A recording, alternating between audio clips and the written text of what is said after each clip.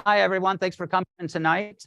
My name's Dale Carlson, and I've been invited by the Ann Arbor District Library to talk to you for just a little bit less than an hour about a subject that's really near and dear to me, Corrado Joseph Parducci, who was an architectural sculptor that worked primarily in the Detroit area from about 1924 to 1981.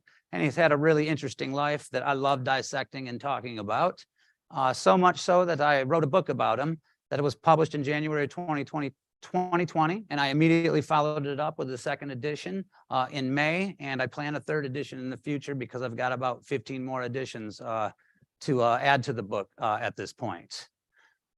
Before I get started, I want to thank the Ann Arbor District Library for inviting me, Claire, who helped put together this program with me online, and Al, who has handled most of the technical angles that are live streaming this, and I guess it's going to get posted online afterwards too, which I really love. So thanks, you guys. I'll break my lecture down into 6 sections tonight. I'm going to start with a really short bio of myself and how I attained my level of expertise in architectural history matters. I'll do a pretty lengthy bio of Parducci that tells you about the years of his life before he came to Detroit. We're going to cover a handful of his most significant commissions in the Metro Detroit area, the ones that established his reputation. And then we're going to look at some really significant commissions outside the state of Michigan, because he does have commissions all over mostly the eastern half of the United States, but there's just a couple in the near and far west. Finally, we'll finish it up, with what I'm guessing. Hi, Philip. I'm guessing is going to be the most interesting to you folks tonight, and that's Parducci's right here in the city limits of Ann Arbor, and he's actually got quite a rich vein of material for us to explore. So let's start off with myself. My interest in the state of Michigan and city of Detroit's architectural history begins in the early 1990s when I leave my boyhood home of Traverse City to attend school at Michigan State University. And back then I had a lot more hair. And one of my favorite things to do back then was drive to the city of Detroit to take in the city's exploding house and techno music scene that were really super groundbreaking at that time. And as a wide-eyed youth visiting the big city regularly for the first time in my life, I definitely took notice of the epic scale and proportion of the structures I was seeing compared to my rather modest hometown of Traverse City. Well, this interest in Detroit architectural history continued as mostly a hobby for about 20 years. And then in 2012, I met a guy online by the name of Einar Íkavarin. He's Icelandic by descent, which accounts for his slightly uncommon first name. And after a few months of corresponding with Einar about architectural history matters, he lived in the Detroit area in the 60s, 70s, and 80s. He actually lives in Phoenix now. He knows a lot about this stuff. He eventually revealed to me that in the 1990s, he hunted down a son of Corrado Parducci living in Pacific Palisades, a neighborhood of Los Angeles. And his son allowed Einar to photocopy his father's original studio ledgers. Sorry, I'm starting to get dry mouth already. Trying not to do this too many times. So once I heard about these ledgers, the gears of my mind immediately started clicking. And I decided I wanted to write a book about Parducci. I had read about him a lot in the past. He's a common name in the annals of Detroit architectural history, and nobody had written a book about him. And I felt like I was kind of blessed to receive this research material, and I wanted to do something epic with it. And that's what led to the book. And it was over the course of writing this book that I really learned what it takes to be a professional architectural historian, how to hunt down the right sources, the right people, and to build really solid attribution cases that you can defend when debating architectural history with other people that are expert at it. And believe me, if you get it wrong, they let you know instantly. So I followed that up in the next couple of years with 2 more books. I love the process of writing a book so much. One is about Albert Kahn, the famous Detroit architect that hired Parducci many times over the course of his career. And I also spend a lot of time in the city of New Orleans. And I've written a guide to the stained glass that you can find there, mostly in churches, just a few secular examples. So that's how I attained my expertise. Let's now talk about our subject for the evening, Parducci. Corrado Joseph Parducci is born in Buti, Italy. That's B-U-T-I in 1900. And he spends the first 4 years of his life there. and he makes a transatlantic voyage with his father to New York City in 1904. The rest of his family comes in 1906, and they settle in an area of New York City in very close proximity to Washington Square Park, but more importantly, McDougal Alley, which is an epicenter of American sculpture culture at this point, and a bunch of the most famous monumental and architectural sculptors of the era listed here on the right. They have studios right on this alley or right in this general area. And you might not recognize these names, but they were very well-known figures in their time, and they're definitely considered some of the most important architectural sculptors in American history. Just as an example, Daniel Chester French there, he did the Lincoln at the Lincoln Memorial. So just to give you an idea of their stature. So Parducci is really lucky to land in this neighborhood, because at this time, there's a very progressive socialite by the name of Gertrude Vanderbilt Whitney, who is an accomplished sculptor in her own right. She's a very progressive woman who likes to visit New York City public schools and inquire about kids that have aptitude in arts. And when she gets names, she gets the kids involved in neighborhood art programs. And she gets Parducci involved in a neighborhood art program when he's 8 years old. And his very first instructor that he mentions in a 1975 interview, that guy goes on to direct the sculpture department of the Chicago Institute of Arts for about 30 years. His name's Alvin Polasek. So when you're getting this quality of education at 8 years old, by the time you get to 20, when most people are mastering it, you're already an old master. And it's a huge advantage for him for the vast majority of his career. Here's a photo directly from Parducci's scrapbook of him and his brother, Rudolph, in a New York City classroom at approximately the age of 15. And this is just one example of many various kinds of sculptural instruction classes he's taken over the course of his youth. And this is also one clue that leads us to believe that his brother Rudolph's educational trajectory is pretty much identical up to about the age of 17. Parducci graduates New York City public schools at the age of 15, which is typical in that era. And shortly thereafter, he begins attending the Beaux-Arts Institute of Design in Manhattan. This school was founded in 1916, so it's conceivable that he's in their first class. This is a school that is dedicated to architectural arts, meaning the art you create, it's going to be applied to buildings, and that's their specialty.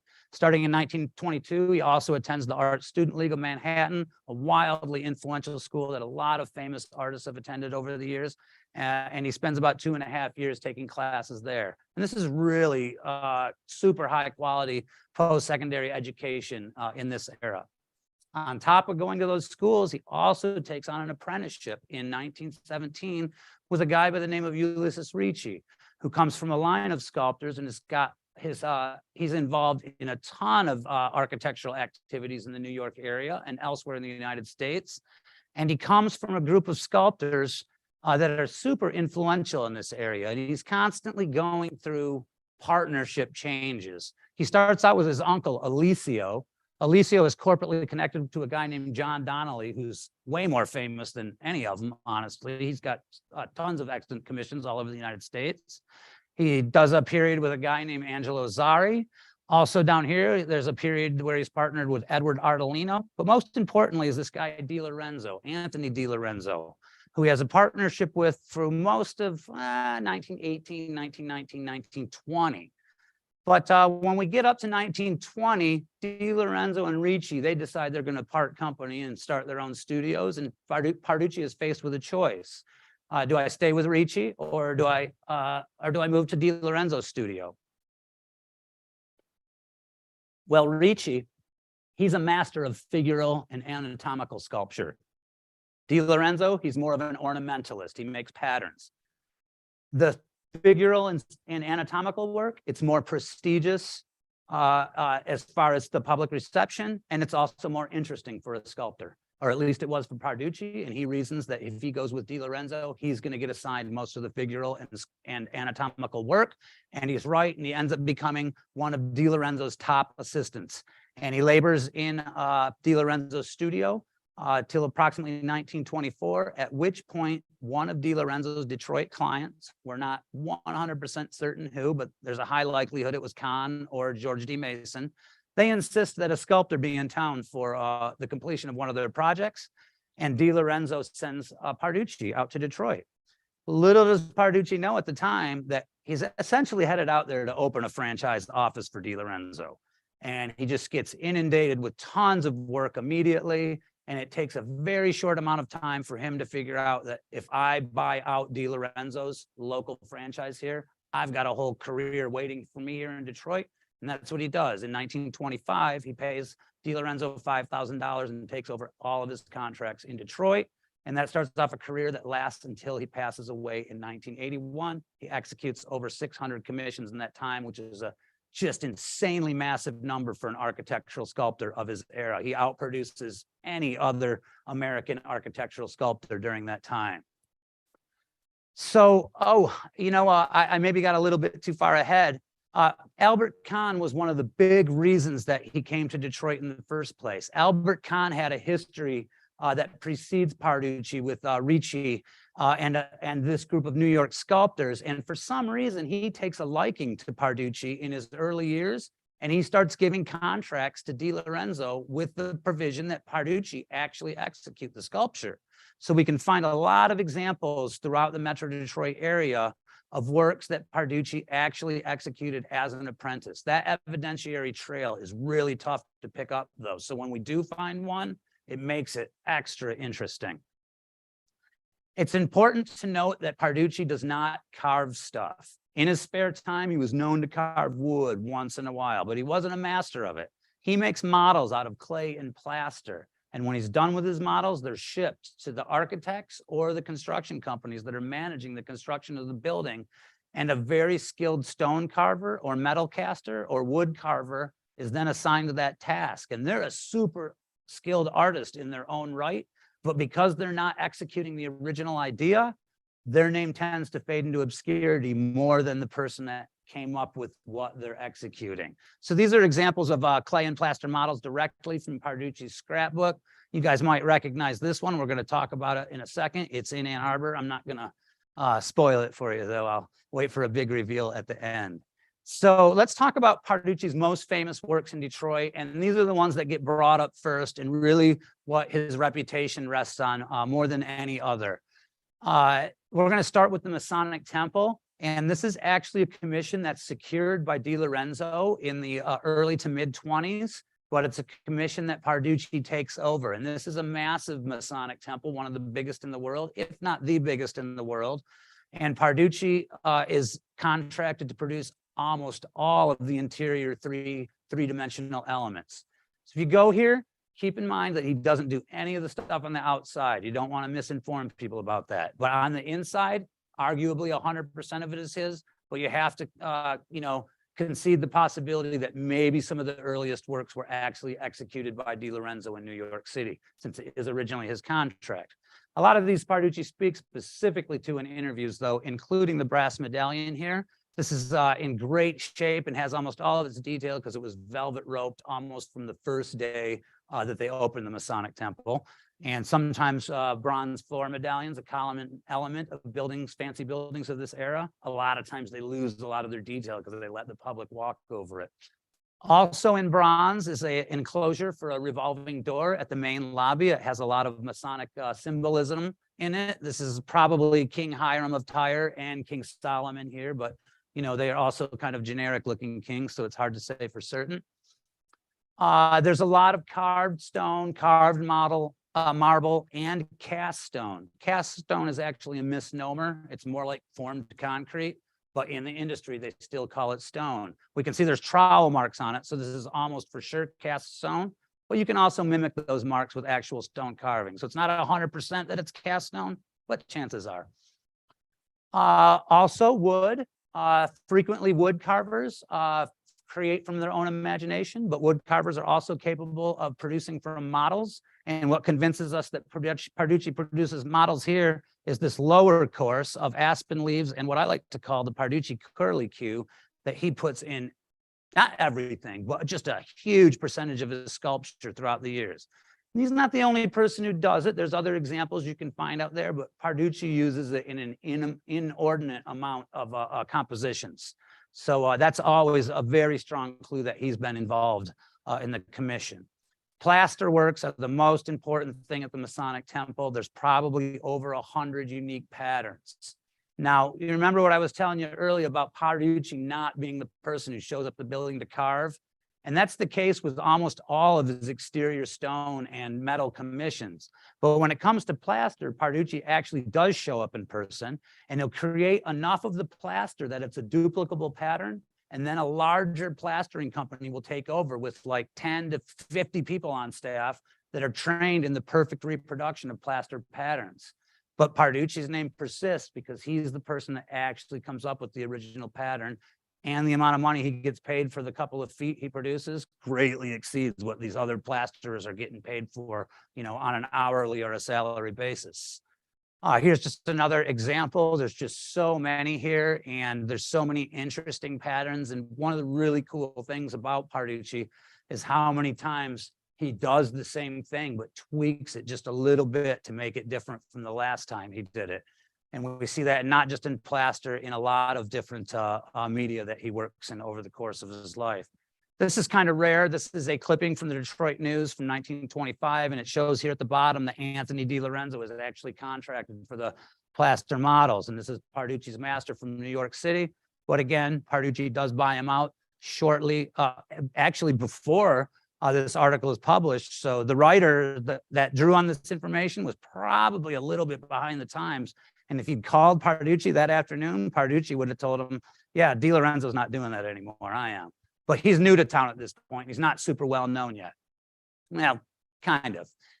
The Fisher Building, it's one of Albert Kahn's most important commercial buildings. And when it goes up in the late 20s, Kahn actually hires an out-of-towner from Hungary by the name of Géza Marody. And Géza Marody, he's pretty famous. And at this era in world history, architectural sculptors have a pretty high profile, and some of them can be a little bit prima donna-esque, including Marody. And when he came to town, he was completely shocked by the pace at which things were built in Detroit. Because a lot of these guys are like, I have to wait for the muse to hit me. You can't do that in Detroit in 1928. You'll get fired immediately. Well, Kahn doesn't fire him, but he immediately decides this guy needs some assistance or he's never going to get it done on time. And he hires Parducci, Ricci, and DiLorenzo. And this is a trio that Kahn hires regularly from about 1922 to about 1936.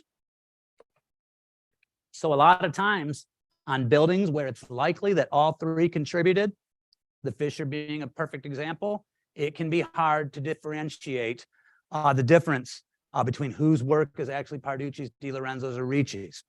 But sometimes there are interview statements that make it clear. And Parducci gives an interview to a woman named Joan Botti in the 1970s. She writes a master's thesis about the decoration inside the Fisher Building. And Parducci gives all kinds of insights about who did what in the building, and also attributes quite a bit of the work there to himself. Specifically, bronze medallion on the floor that has been allowed to be walked on by the public for about a century before they roped it off. So it lost a lot of detail. What detail remains is going to stay because it's roped off now, but it's really sad to think about how much nicer this medallion was at one time. Parducci also attributes most of the plaster patterns inside the Fisher Building to himself. This is right in his wheelhouse stylistically, but it's also in his boss's wheelhouse too. So these are elevator door sections. This is a low relief style called intaglio. There's a G in there, but it's silent. And Parducci specifically attributes these to himself in the Joan Botti interview. But if you go looking in some other sources of the day, they'll say that Marody did these because he is the ringleader of the entire interior of the Fisher Building. And it's like Edison's lab. If somebody in the lab invents something, Edison's name's going on it. And that's the same thing that we have at the Fisher Building. Parducci claims in the interview that he actually has drawings of these and that Marody only gave him oral instructions. And in these instances, the assistant is the primary sculptor. So I love pointing out this example. You can find these on the elevator doors on probably about half the floors in the Fisher Building. In Rochester Hills, we have what was formerly a residence for Matilda Dodge Wilson, now known as Meadowbrook Hall. And in the time of her life, Matilda Dodge Wilson is one of the richest women on earth. She's one of the Dodge widows, and Dodge leaves her millions. And that's why she has so much money to lavish on such an elaborate home. On the main entrance here, we can see there's a cartouche over the front door. That's Parducci. There's some gargoyles up there. They're by Parducci. There's carving around the clock by Parducci. This metal here, arguably, but that's harder to prove than carved stone elements. But the most interesting thing here is that triple tiered chimney there, because Parducci states in an interview that he helped form those bricks and he helped fire them. And it's just a really super unique chimney that you won't see many like that in many places. On the interior, he's got quite a few pieces throughout the building. Arguably, a lot of the plaster patterns that you see in the ceiling are by him too. This is anatomically some of his more interesting stuff. I'm not crazy about the horse's neck here, but the way this guy's leg and face are rendered is just really, really unique. And Parducci was very chameleon-esque style-wise. He could move from historical style to historical style very easily. The most important part of Rochester Hall is without a doubt the Christopher Wren dining room ceiling. This is an example of a plaster work where about 90% of the material is not repeated. It's not a pattern, which means a much higher percentage of it is created by Parducci's own hand, as opposed to assistants who probably contributed to like this kind of trim and maybe the trim around the edges. But in here, we don't see much that's repeated. So Parducci is doing it all himself. One of my favorite things about this ceiling is that it appears in the movie Transformers: Dark of the Moon, directed by Michael Bay in 2012. And the villains discuss their plans to take over the world in this exact room. So love to see Detroit represented in that way. There's a little bit of a close-up. I really love this panel because of how ominous the pupil-less infant looks. The infant with no body and angel wings. That's a really common decorative element in not just secular, but also religious decoration for many, many centuries. So this is right in my neck of the woods. I live in Berkeley, Michigan, and that's right across Woodward from Royal Oak. And this is a rather famous national shrine, the Shrine of the Little Flower. This is another place where the primary sculptor is not Parducci, even though he contributed a ton of work here. The tower out front with the just amazingly sculpted crucified Christ is, it goes up from 1929 to 1931. And the primary sculptor at that time is a guy named Rene Paul Chambelin, whose stature is a little bit higher than Parducci's. He's a little bit more graceful in his execution of anatomy, but he does way fewer commissions. But I absolutely love the sculpture on this building, and I love living a half mile from such a grandiose piece of architecture. Parducci's contributions are primarily in the sanctuary behind the tower that is constructed from 1933 to 1935. Also notable is the fact that Parducci's brother is corporately connected with Corrado at this time, and Rudolph contributes a lot to the elements of the National Shrine of the Little Flower also. The most important work by Parducci here is without question the Stations of the Cross. A docent here tells me these are insured for over $1 million. And you'll note that there's fully disengaged elements. That's when the figure comes completely off the sculpture. This is the only example of this in Parducci's entire career, which really backs up the argument that Rudolph contributed, because Rudolph has a really great command of fine detail from working in jewelry. It was one of his favorite things to do in his hobby time. So also Alan, Parducci's son, who I've interviewed and I've spent personal time with, he confirmed for me that Rudolph actually did the fine detail. So that's our primary source for making that claim. And I keep a bunch of photos of it because I'm so fond of this group. These little black and whites you see down in the corner, they're all models that Parducci photographed in his own studio during his lifetime. So that's really solid primary evidence about the origin of the design. My last thing I'll say about these is slightly comedic. I love this guy right here because he looks exactly like Hulk Hogan, don't you think? So there's no chance that Parducci and Hulk Hogan cross paths in their lifetime, but boy, it kind of seems prophetic a little bit, doesn't it? Oh, one more. This one isn't my previous incarnations. I believe that's Pontius Pilate making the decision to free the murderer Barabbas instead of Christ. I don't know if you guys know Bible stories much, but that's an interesting one.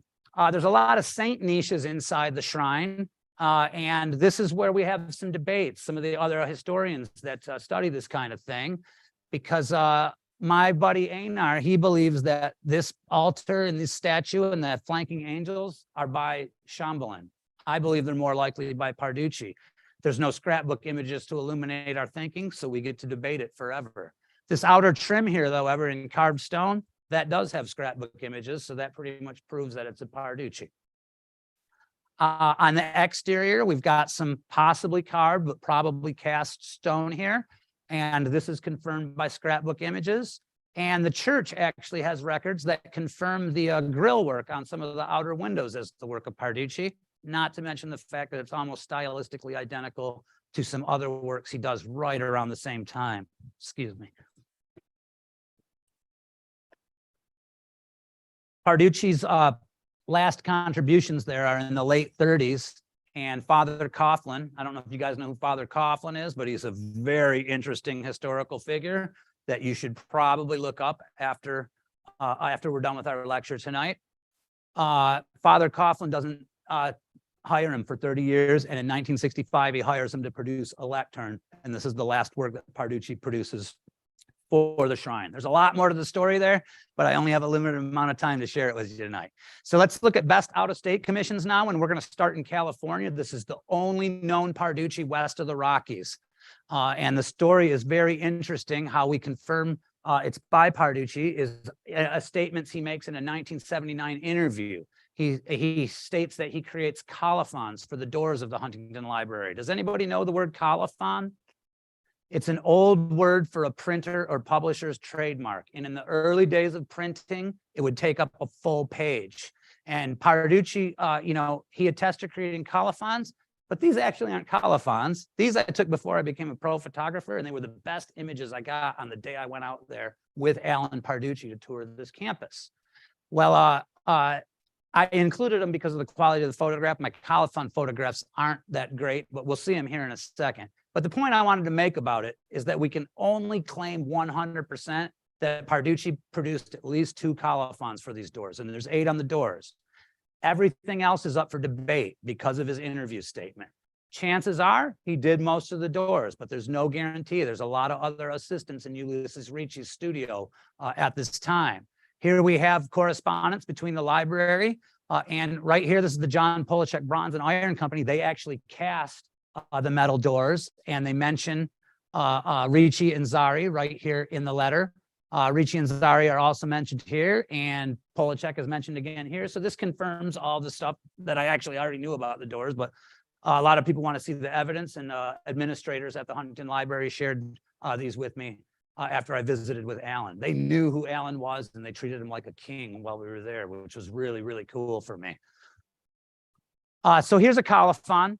And we can see that it is in fact based upon a page from a book published by Robert Wyer in London in 1530, which is really early in printing history. And we can see that the leg is a little bit stylized compared to what appears in the design here. This bent leg in the foreground, it is vintage Ricci and Parducci. And this is another clue that, supports partially the argument that Parducci did it. But Ricci's his master, and he's right there in the studio with him. So Ricci might have done it too, because they both used this bent foreleg many, many times over the courses of their career. This store was recast about 6 years later for a bank in downtown Marquette. Einar and I suspect that the John Polachek Company probably never told anybody at the Huntington Library. They just kept the molds around for years and tried to save a few bucks on a commission. Because when I told the people at the Huntington Library about them, they were dumbfounded, and they couldn't believe there was another copy of their doors out there somewhere. So that's a really interesting commission. If you ever get up to Marquette, they were a super rich town in the late 20s, and there are remnants of that wealthy era all over their downtown. This is my favorite Parducci on earth. It's in Davenport, Ohio. Unfortunately, Iowa. I would love to tell you my favorite Parducci is in Detroit, but it's not. I've been out to visit this bank building twice. This is an apprenticeship era work by Parducci, which makes it doubly interesting. And we can see by the fine detail here that Parducci, he seems like he's trying pretty hard to impress people, which makes total sense. He's right at the beginning of his career, and he wants to impress people enough that he can get his foot in the door in this industry and have a career of his own. This work is delegated to him by Anthony DiLorenzo. I have quite a few shots of it because I love this piece so much. Architectural historians who study it call it the history of money. Here we see smelting metal. Here we see minting of coins. Here we see market trading. Never been able to figure out how this one applies to the story, but I'm sure there's something to it. Sometimes interpreting classical symbolism can be a little bit tough in the context of, architectural sculpture. But anyway, needless to say, just a really, really beautiful piece. Parducci also models the stonework for the Reveal, it's called, and it's different human endeavors personified. I've got a shot of one coming up in a second. I believe it's labor, but I just love looking at this one. You never run out of something new to discover in a work like this that has so much fine detail in it. And there's one of the stone Reveal pieces, labor personified. I think there's like music, philosophy, things like that. And here we have a clipping from the Davenport Daily Times, December 1924.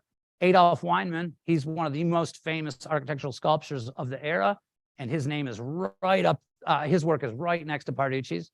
Anthony DiLorenzo there, that's who delegates the work to Parducci. And also the casting company, John Polachek, is mentioned too. They're one of the most important casting companies in America at that time. This here is, Adolf Weinman's work.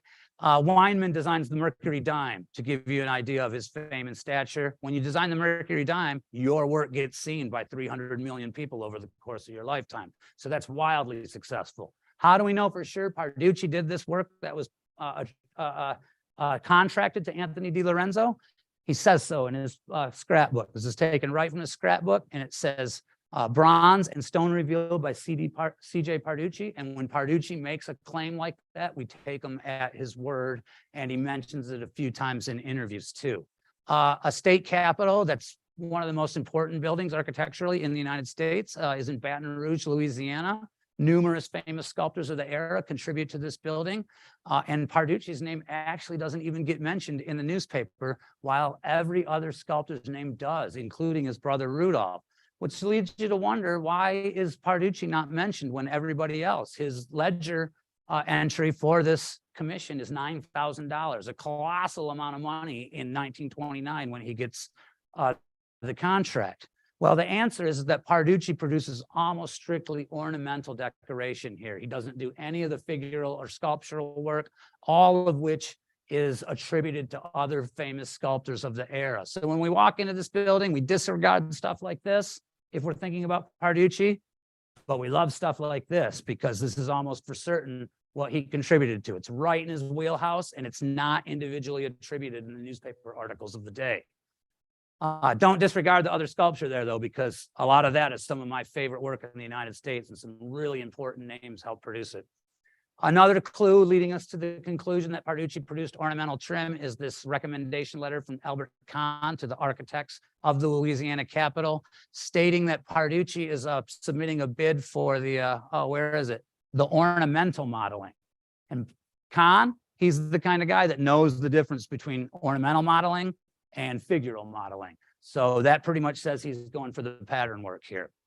Another state capitol that has Parducci work within it is the New York State Capitol, which is just a wildly important building in the history of American architecture. Henry Hobson Richardson gets the contract for this building, and he's pretty much the godfather of American architecture. And he's got a draftsman, his head draftsman at that time, a guy by the name of Stanford White, and he's included on any list of the top 10 architects in American history. And Richardson, he delegates the designing of the Senate chamber to Stanford White. Well, Stanford White is one of the most important people in American history as far as bringing the precedent of European architectural sculpture to the United States. And he, in fact, educates members of the Ricci family, who in turn educate Parducci. So this is kind of a full circle commission for Parducci that's executed very late in his career. He does the modeling for these from about 76 to 78. But if you look really closely at it, you'll see, hey, somebody's name is carved in there, and it's not Parducci. Did he really do these? Well, here's the thing. In 1981, when these eventually get carved, it takes them like 3 years to find a stone carver and to work out the Senate schedule for this work to get done. And the reason for that, the main reason, is that in the 80s, stone carvers are becoming extremely rare, and somebody who is qualified enough to do this work is able to add more riders to their contract, including, I want to carve my name on it. So how do we know for sure Parducci did it? Well, I'm sorry, I hit my microphone there. We have images of him in his studio in Detroit rendering the actual model for the exact pattern that you just saw. Now, you'll note that the cameo is actually different. Once again, people start questioning, are you sure you got the story right here? Well, we have correspondence between Parducci's studio and the architects of the New York Capitol from the era, where they specifically discussed the fact that they want to switch up the cameos from lintel to lintel. So there's your explanation for that. Really unbelievably awesome and important commission for Parducci.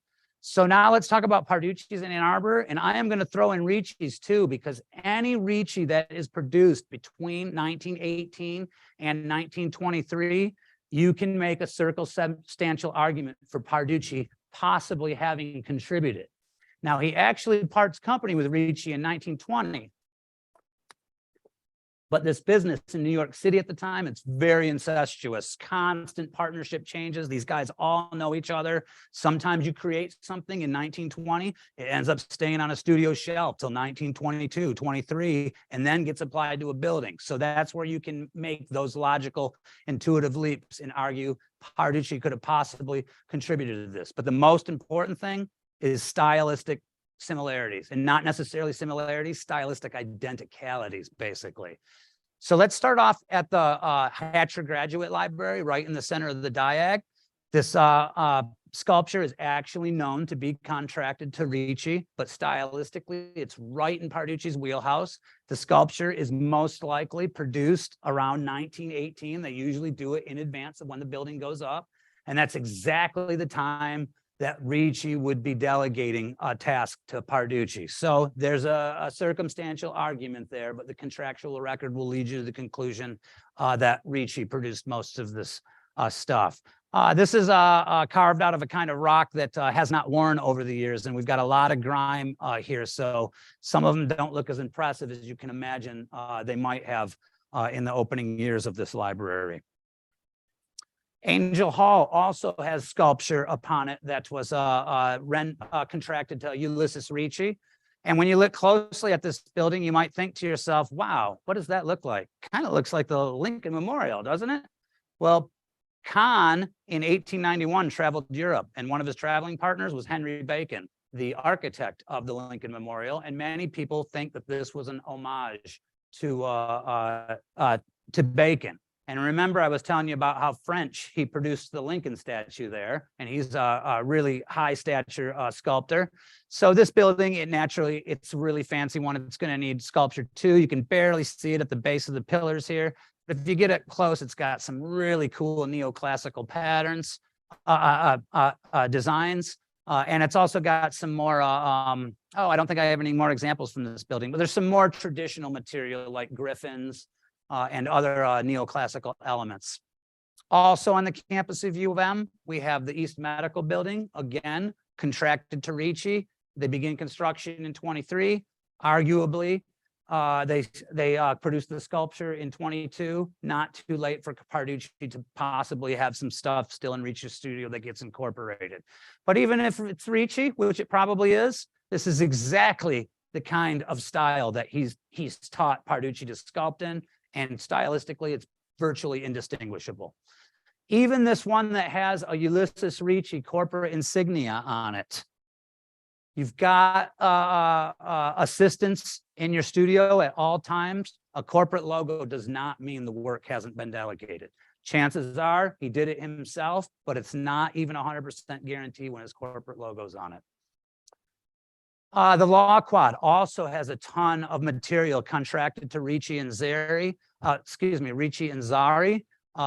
a lot of it could have arguably been produced in the era when Parducci was in their studio. It's definitely very stylistically similar. The figural work, which is, again, the most prestigious, almost certainly executed by Ricci, but the argument can always be made. Whether it's a successful argument or not is debatable. One really super interesting thing about the Law Quad, though, is that a woman named Catherine Horst wrote a book about the history of the buildings, and she included a segment of a drawing. And this is really rare right here to see the architectural sculptures actually notated on an architectural drawing. So that's like really super solid proof regarding who produced the sculpture, but there's also a contractual record held by the University of Michigan. The Clements Library, another Albert Kahn from 1922, and this is definitely apprenticeship era Parducci. We have actual proof where we can't just speculate. Maybe this is Ricci stuff that he delegated. The contract is actually, I believe, a Di Lorenzo contract, but again, Kahn is giving the work specifically to Di Lorenzo with the condition that Parducci does it. So how do you know for sure it wasn't a Di Lorenzo rendered stuff, though? Let's look at the sculpture first. I like these quotes quite a bit. This one, I'm a huge fan of journalism and the American journalism tradition, so this one really speaks to me. This one, maybe a little bit too pretentious for my taste, but still the kind of thing you expect to go up on an academic building of that era. This is my favorite. What's that? Oh, I'm so sorry.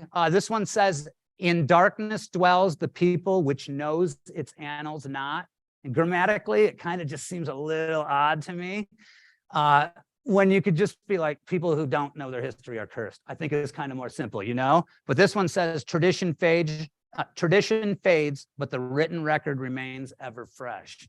And it really speaks to me because I spent a lot of my time in old newspapers, and I can't believe the things that I discover. And it's really sad to me that the American tradition of journalism is kind of fading right now. And I wonder, architectural historians like myself, 100 years from now, they're not going to have that newspaper record to draw from. And what is archived on the internet? Well, that's always iffy. I think we know that. So, and again, that quote really speaks to me. This is my favorite sculpted seal of the state of Michigan, and there's a lot of them if you go looking around for them all over the state. It's kind of got a little bit of whimsy for a really serious building, so that's something that you see a lot in Parducci creations. Here's our proof. In 1958, Parducci is honorarily inducted into the American Institute of Architects, a very prestigious organization. And he's inducted on the power of about 4 decades of creating architectural sculpture at this point, maybe 3. Well, when they have the induction ceremony, one of the presenters is a guy by the name of William E. Capp. He designed the Rackham Graduate School on Washington Street. And Capp, he produces notes that he shares with the director of the AIA at the time, Talmadge Hughes. He's the vice president. And these actually ended up in the offices of George Deal, who was the head of the DIA in 1958. And in his notes, he lists a bunch of work that Parducci has produced. Now, normally, if it's an architect that I don't know has a personal relationship with Parducci, I'd blow it off. And I'm like, this evidence isn't strong enough. Capp and Parducci are personal friends. And there's a very, very low chance that that Capp is going to attribute to Parducci a work that he didn't actually execute. So that's our primary proof for the Clements Library. Whoops, I went backwards, didn't I? The Michigan Bell office on Washington, if you walk downtown a lot, the evidence for Parducci producing sculpture here is much stronger for the addition in 1948. But I also believe the argument for 1924 is very solid. The architect, Wirt Rowland of Smith, Hinchman Grylls, he's Albert Kahn's right-hand man and the top guy in his office from 1917 to 1922, the exact years when Albert Kahn first met Parducci. So it's an almost certainty that Wirt Rowland met him too. Parducci and Rowland run drawing classes in Detroit for over 3 decades over the course of their careers. So the argument's really solid for Parducci producing the 1924 work as well. So now we're getting into stuff that's very solidly attributed, where there's really hardly any question about it at all. This is a fraternity house designed by Kahn that goes up from 24 to 25. We don't see much sculpture on the front here. There's an owl up there, but Parducci's contribution is mostly on the interior in the form of plaster patterns. And these are some of his earliest plasters in the Detroit metro area. The The owl's looking a little rough, but I get the impression that the fraternity brothers repaint this frequently. So that's probably why we're looking so shabby there. I stopped by that place one time in the summer, maybe, I don't know, those photos are probably 8, 9 years old now. And there was one frat brother in the house. He's like, all my other brothers are gone for the summer. Come on in. And he let me hang out in there for like 3 hours taking photos of whatever I want, which was really super cool of him. This is another fraternity house on State Street. I've never been able to determine the architect for this one, and I've been looking for years. So if anybody has any insights on other places you can look into Ann Arbor's architectural history to find out things like that, please clue me in. There's definitely no newspaper references to it. And I would say it's almost definitely not a Kahn, because I probably would have been able to find about it that way. Really beautiful pediment here, though, with this guy who's slightly Asian looking. Parducci doesn't sculpt something like this much at all throughout his entire rest of his career. He does quite a few old men, but not with the Eastern kind of features that guy appeared to have. The Alexander Ruthven building, formerly known as University Museums, probably my favorite Parducci in town for quite a few reasons, but this is definitely a fancy building built in the era when Kahn is hiring Ricci, Parducci, and Di Lorenzo to decorate the building. So it's arguable that maybe Ricci or Di Lorenzo produced this, but to me, it's got too much figural work for Di Lorenzo. And also Parducci's got a ledger entry. So 50%, but there's a lot of other decorations all over the building. My point is that it's very hard to know for sure which sculptor did which parts in the building. But Parducci, absolutely no question, contributed to this building's work. It's one part that we know he didn't do, though, is this shield divided into quadrants inside the cartouche. Just the shield portion was produced by a guy by the name of Carlton Watson Angel. He was a U of M professor and museum curator who had a very long career with U of M. And he's actually buried at Washtenaw Cemetery, just north of town on Whitmore Lake Road. He produced the wildcats that you see out in front of the building to this day. And also, this is on the Washtenaw County Courthouse. And if you look real close right there underneath the cabin, you got a signature there. So I love this piece, don't get me wrong, but this arm has got some majorly flawed anatomy in it. And Watson didn't do a ton of public commissions like this over the course of his career. He's way more skilled than me as a sculptor. I don't want to talk down about him. I have no skill as a sculptor. But I think we can see just from this single piece why he maybe doesn't get as many commissions like this that Parducci gets. St. Thomas the Apostle School along Kingsley Street on the hill. It's kind of cobblestone there, I believe, still. It's right next to the church. This is produced by Donaldson Meier in 1930. It's sparsely decorated with sculpture, but if you look closely, you'll see that these heads are jutting out from the wall. This is a really common decorative element that Parducci uses frequently at this point in his career. And we also see a confirmation of the architects in a 1929 article in the Ann Arbor News. This is probably my least favorite Parducci in the Ann Arbor area. Throughout the ages, many sculptors have had a hard time with infant bodies, and this is another example. And Parducci sculpts infants quite a few times over the course of his career, and I don't feel like he ever really gets it completely right. There's another element at work here, though. A lot of times, if you have a less skilled stone carver, they can mar the artist's original vision. And whoops, I went too far forward. Like this arm, for example, I mean, it just comes off so flat, and it just kind of is a clue that maybe there was a less than skilled stone carver that rendered this piece, and that's why it's not quite as graceful as the other pieces we're looking at. This is at Concordia University at Earhart Manor on the far east side of town. This is one of my favorites in town, the Ann Arbor News Building, now known as the University of Michigan Credit Union. And if you look really closely, you'll see these little gray panels right here. And they're still there to this day. You can look at them anytime you walk down the street. We can see from this clipping in the Ann Arbor News in 1935 that they stayed extremely true to the original design when they constructed it. That's not always the case. Sometimes you see some major changes between the time the project is first revealed to the public and it actually gets built. And let's take a closer look at the sculpture.